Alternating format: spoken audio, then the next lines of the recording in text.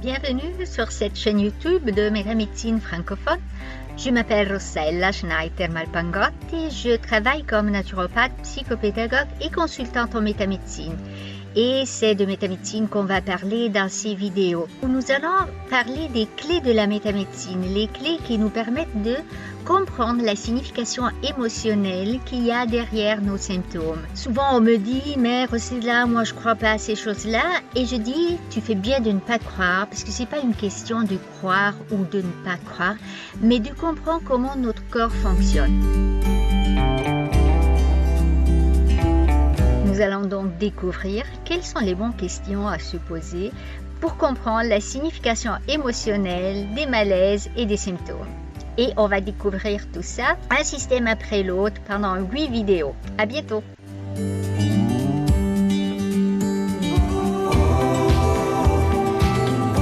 Aujourd'hui, nous allons parler du système locomoteur et bien sûr, le grand dictionnaire de la métamédecine sera notre livre de référence tout au long de cette présentation.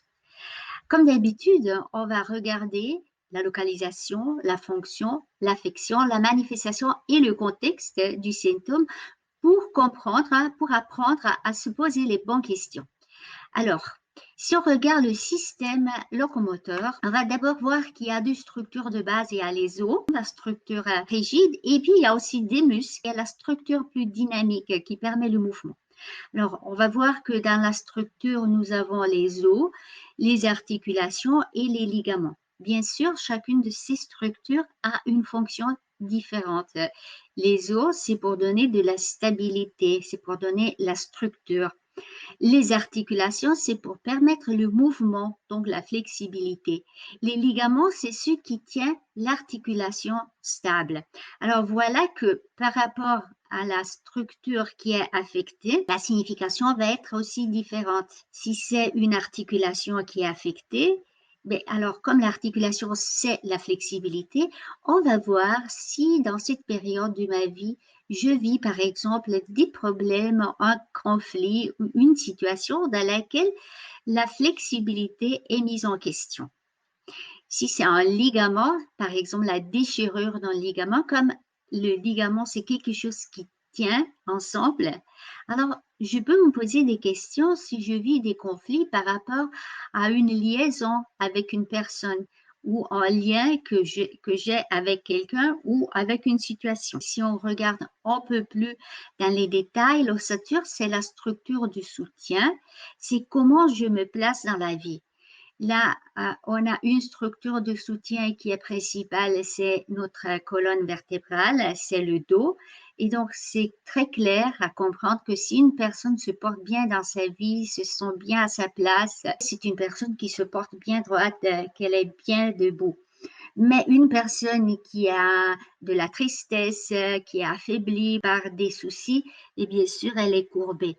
Et là, on comprend tout de suite comment l'ossature, c'est vraiment ce qui donne la structure de la personnalité. Si on regarde plus dans les détails, l'articulation, c'est vraiment la flexibilité et l'action. Quels sont les problèmes des articulations? Ça peut être des douleurs aux articulations, ça peut être une inflammation, ça peut être de la rigidité. Les douleurs, souvent, c'est quelque chose qui m'arrête, qui m'empêche de faire le mouvement. Alors, quand j'ai une douleur à une articulation, je peux me poser la question, est-ce que je me sens mal à l'aise par rapport à une certaine situation? Si c'est dans les jambes, je suis mal à l'aise par rapport à avancer dans ma vie.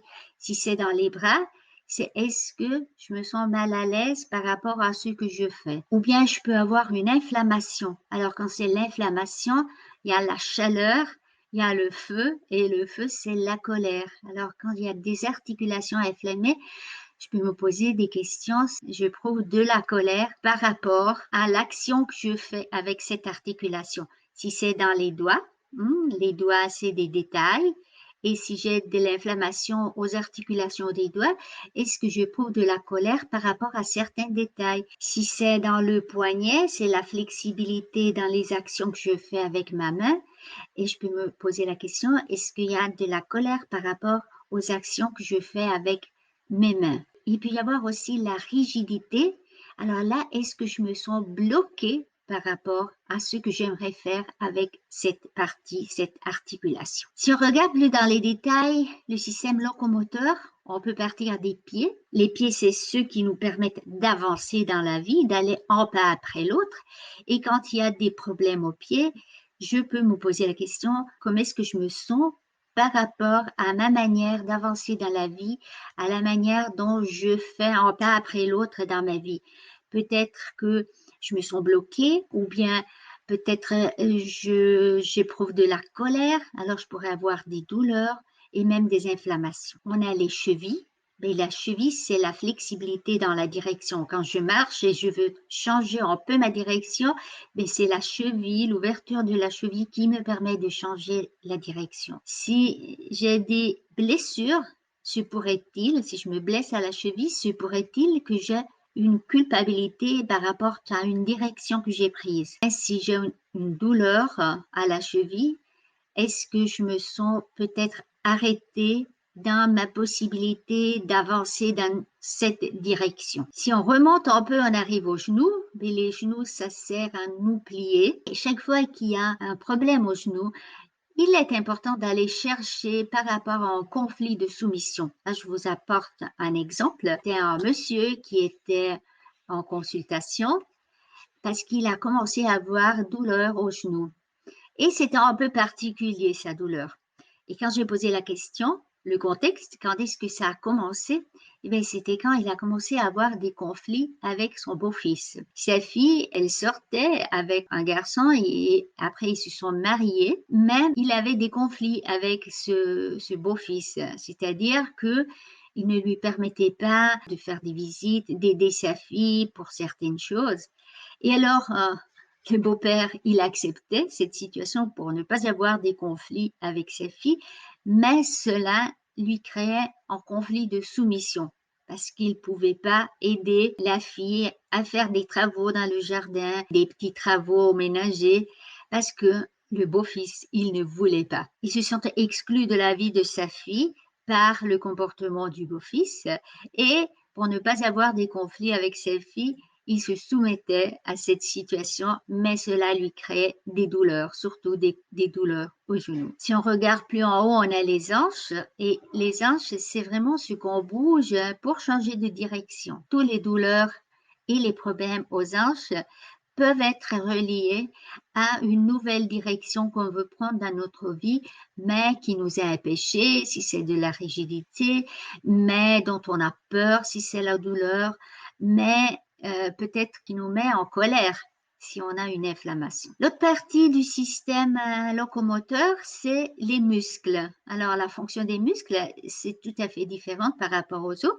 C'est le mouvement. Les muscles, c'est ce qui permet le mouvement, l'action, le dynamisme et aussi l'effort. Alors, quand on a des problèmes au niveau musculaire par rapport au système locomoteur, là, on peut voir si on se sent empêché dans le mouvement, empêché dans l'action, ou bien si on a l'impression de faire trop d'efforts, beaucoup d'efforts, et peut-être qu'on n'a pas de résultats ou les résultats qu'on s'attend.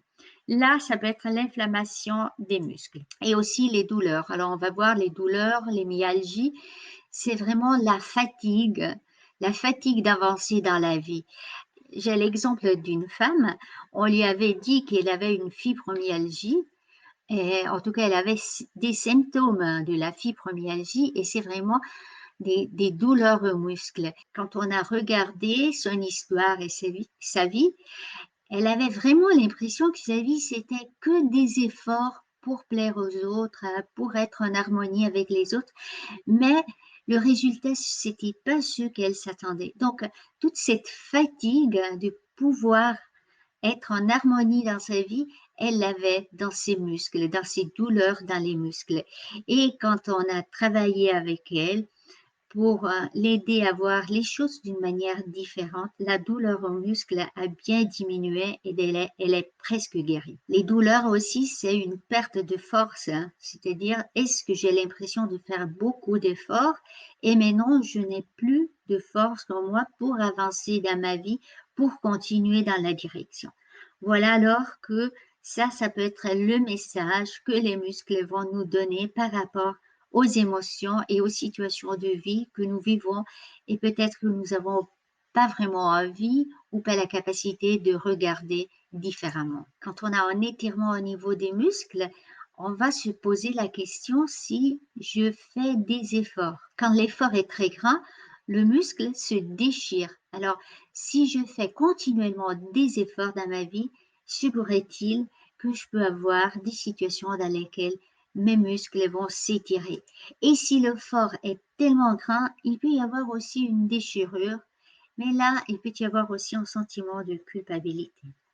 Là, j'ai un autre exemple pratique. C'était un monsieur qui sortait une fois par semaine pour aller faire du sport avec les amis. Mais sa femme, elle n'était pas du tout contente et à chaque fois, elle le culpabilisait, elle lui disait, moi, je reste à la maison, je suis toute seule, les enfants, et toutes des histoires comme ça. Mais comme il aimait tellement faire du sport, il prenait une soir par semaine pour aller faire du sport. Mais quand il était là, il n'avait même pas le goût d'y être hein, parce qu'il se sentait coupable. Donc, s'il restait à la maison, il était embêté de ne pas avoir fait du sport. S'il allait faire du sport, il se sentait coupable et c'était un conflit. Il ne pouvait pas choisir parce que dans tous les cas, quoi qu'il choisissait, il était insatisfait.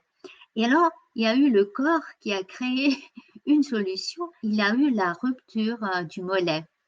Et le mollet, c'est vraiment le muscle pour prendre son envol, pour prendre l'élan, pour aller en avant. Et comme il avait pris cet élan de prendre du temps pour soi, mais après il se sentait coupable, et voilà que pendant qu'il faisait du sport, il y a eu la rupture du mollet et donc il a dû arrêter de faire du sport. Voilà en quelques mots les clés pour se poser des bonnes questions par rapport au système locomoteur. Si j'ai des douleurs aux pieds, est-ce qu'il y a quelque chose qui m'empêche d'avancer? Si j'ai des douleurs aux chevilles, est-ce que j'aimerais prendre une direction, mais j'ai des peurs? Si j'ai des douleurs, des problèmes aux genoux, est-ce qu'il y a une situation que je n'aime pas, mais que je me force de supporter, à laquelle je me plie? Quand il y a des douleurs ou des problèmes aux hanches, est-ce que je porte une culpabilité, un sentiment de peur ou bien encore je me sens bloquée par rapport à une direction, à une nouvelle direction dans ma vie? Et là, on peut prendre aussi les articulations du haut. Les mains, c'est les choses que je fais. Quand j'ai des problèmes en main, je peux me poser la question, est-ce que je vis des émotions et des sentiments par rapport à ce que je fais? Est-ce que je me sens bloquée? Alors, ça peut être une arthrose. Est-ce que je me sens irritée? Ça peut être une arthrite. Ou bien, est-ce que j'ai peur ou j'ai des sentiments de culpabilité ou de la colère? Alors, ça peut être des douleurs. Même chose pour les poignets, pour les coudes. Les coudes, c'est un peu ce qu'on utilise pour prendre de l'espace. Les épaules, c'est ce qu'on porte sur les épaules. Et le dos, c'est vraiment toute notre vie, comment je me porte dans ma vie par rapport à moi-même et par rapport aux autres. Pour en savoir plus, pour approfondir, pour mieux comprendre ce qui se passe dans ton corps, tu peux visiter notre site frmetamedecine.com. Là, tu vas trouver les consultants disponibles que tu peux contacter, les séminaires et les ateliers en ligne. Il y aura bientôt encore un atelier en ligne pour apprendre à utiliser le grand dictionnaire de la métamédecine. Je te souhaite bonne santé, bonnes émotions, bonne vie et à bientôt.